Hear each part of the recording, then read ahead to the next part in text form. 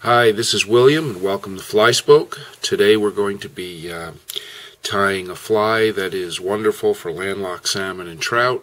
It also works great for steelhead out in New York State, and it's called the Marabou run. And the first thing is to run a base. I use black 14-aught. You can use something a little heavier.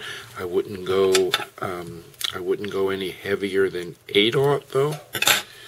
But 14-aught I find holds very, very nicely and allows you to make more wraps and still have a very nice sleekness to your bodies and heads.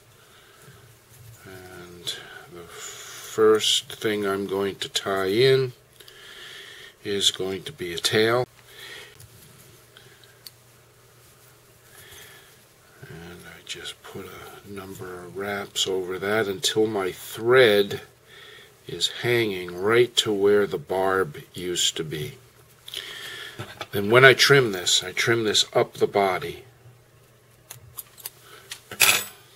And that's so that when I wrap this, I'm going to get a uniform thickness all the way up close to the head, not all the way to the head, because you have to leave room to put your wing on. This fly is also going to get a collar. So I tie up and back, and notice I'm not making turns that are so precisely next to each other for this operation. The next operation is to put in some tinsel, and this is a very thin, fine tinsel, and that's going to be my rib and have a uniform thickness. I'll move that to the very bottom and then secure it and then go all the way up to the front, tying that down right along the very bottom of the fly. Next item, uni thread, Chinese red. It's a uni yarn, and I'll put that in so that it's facing to the back of the fly. And again, just make it long enough so that it goes to the back of the fly, all the way down to where I tied that rib in.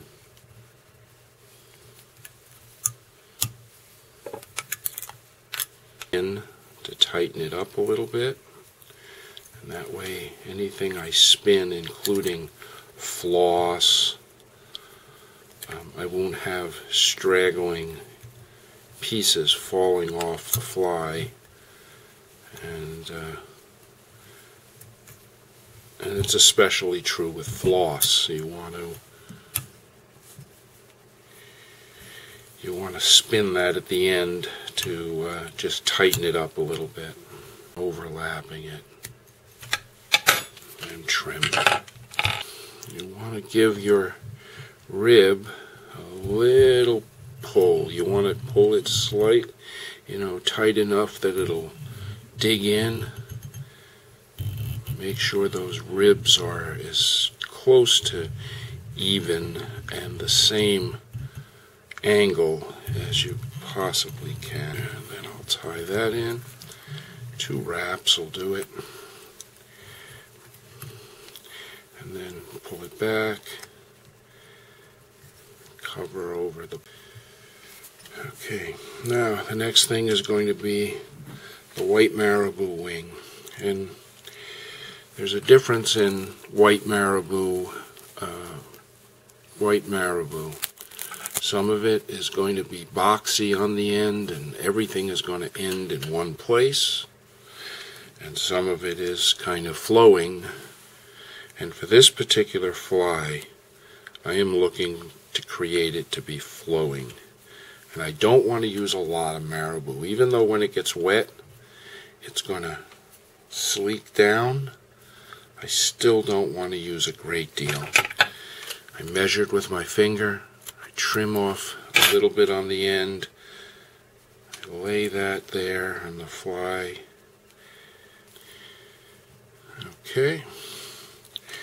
Now, last thing is, I've already prepared a hackle feather so that when I'm going to put it on, since I'm putting it on from over here, fibers all point back.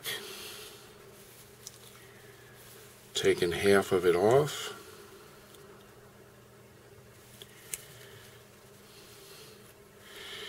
I'm going to secure that right there. Bend it back. Secure again.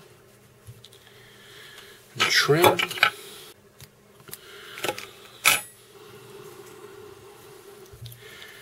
And now I'm going to wind my collar.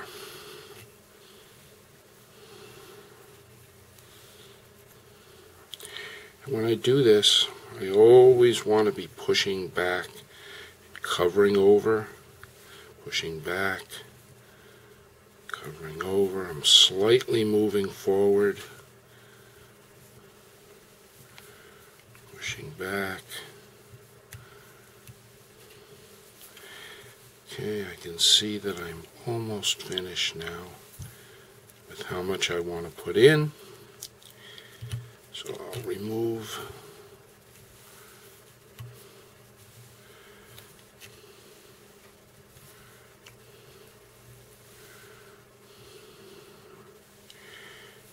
coming right to the front. 4. Pull back. Now, because I'm using the 14-aught, remember, I can get away with quite a few wraps and not have that building up. And now what I'm doing is I'm moving towards the back of the fly as neatly as I can. I can take this, trim away the feather.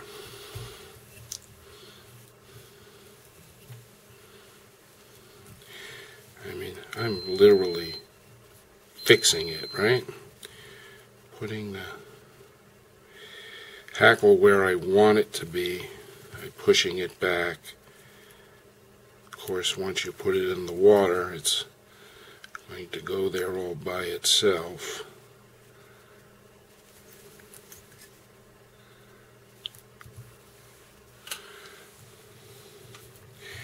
Now just a whip finish.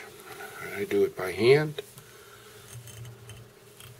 1, 2, 3, 4, 5.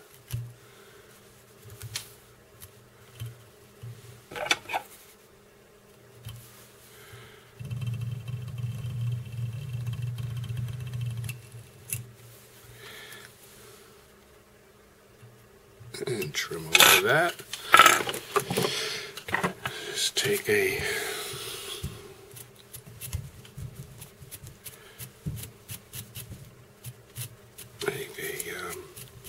old toothbrush and literally place everything exactly where you want it to be.